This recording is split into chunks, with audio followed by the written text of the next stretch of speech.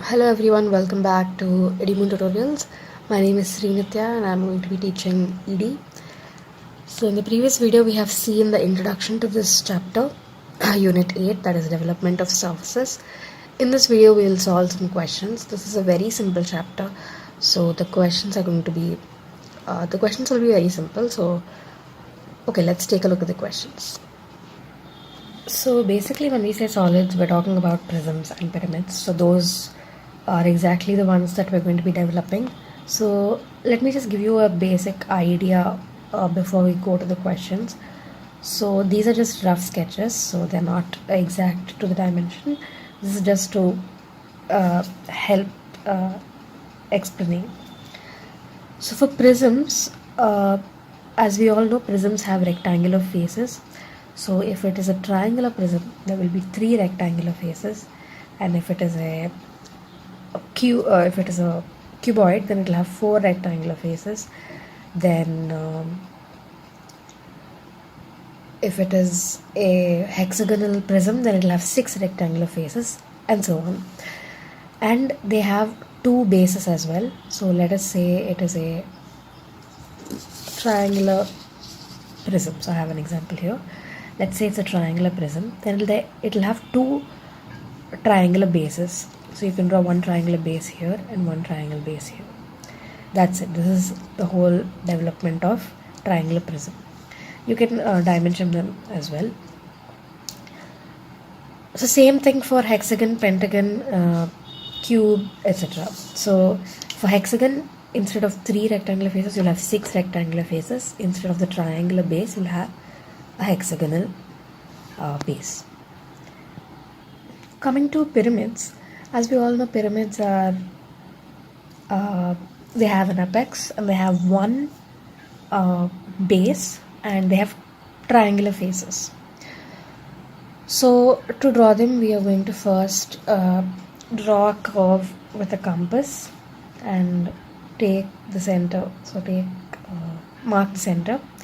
Then we are going to mark the length of the length of the base, that is given in the question. So let's say the side is 20 mm.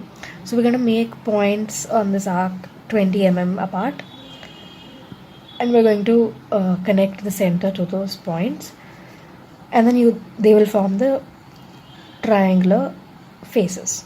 So depending on the pyramid, so let's say if it is a triangular pyramid, so then 3 triangular faces are enough. If it is a square pyramid, there will be 4, pentagonal there will be 5, hexagonal there will be 6 triangular faces. And then finally you need to join these points as well, and at either one of the triangular faces you can draw the base. So if it is a triangle, the base is going to be a triangle. If it is a square, it's going to be a square. A pentagon, then you need to draw a pentagon, and if it is a hexagon, then you need to draw a hexagon. So yeah. So now let us take a look at a few questions, a few examples to understand the concept better. And one thing I forgot to mention was while solving these questions, first we need to draw the orthographic projection of that position of solid, and then from that we need to take measurements and then develop the solid. So I'll show you some examples. Okay, so this is an example of a square prism. So as you can see, first we have drawn the orthographic projections and dimensioned them. From this we're going to take the measurements and then develop the solid. So this is a very simple question. Next. So here we have a question that is about a triangular pyramid. So as you can see, first we have drawn the orthographic projection of the triangular pyramid, and its position is described in the question. So this part is like projection of solid, solving the projection of solid question.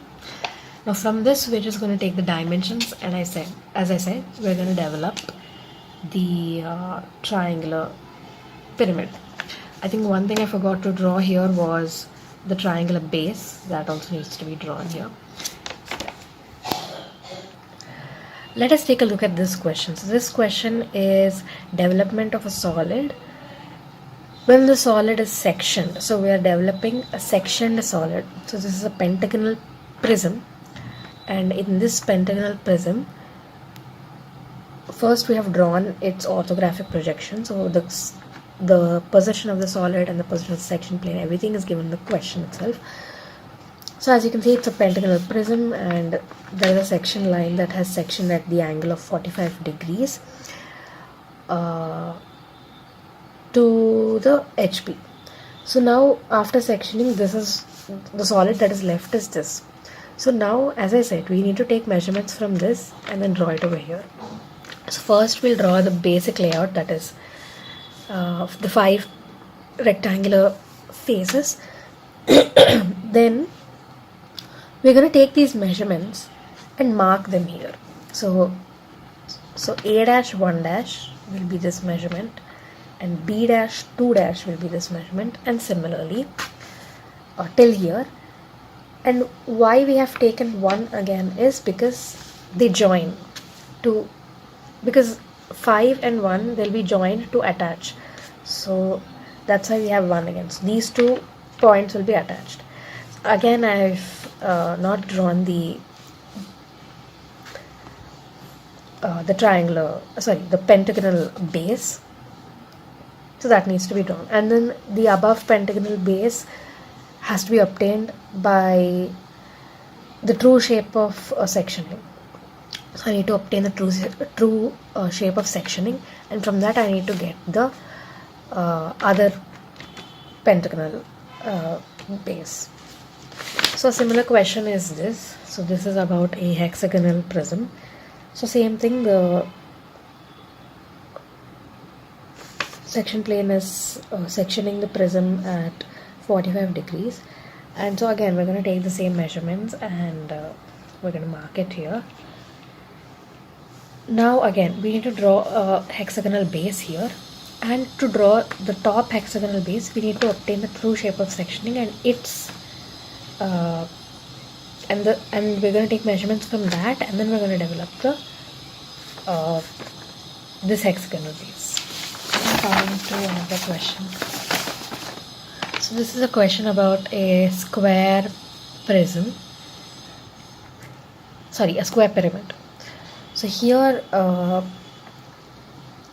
the section plane has sectioned the prism parallel to HP. So yes, so the top portion is gone. So now only this is left, so it's like a frustum of a cone. So as we know, pyramids, we need to take the arc and then we need to draw the triangular faces, but the entire triangular face is not there because the top portion is sectioned. So we're going to take this dimension and we're going to mark it here. So, and also we need to draw, so the base is a square, so we need to draw one square over here. That is going to complete the development of that surface. I have not drawn it here, so that is missing here. So those were some examples of development of surfaces. This is a very simple chapter. You just need to understand the question, the position of the solid. Same like solving projection of solid questions and section of solid questions. You need to first solve that, and then you need to develop the surface. So hope this video was helpful, and if you have any doubts or if you want me to solve any more questions, make sure to leave it in the comments and your question will be answered. There are so many questions that can arise, so many cases that can arise because of the number of solids that are there and the number of positions they can be placed in. So make sure you practice more questions. Thank you so much for watching. Hope this video was helpful.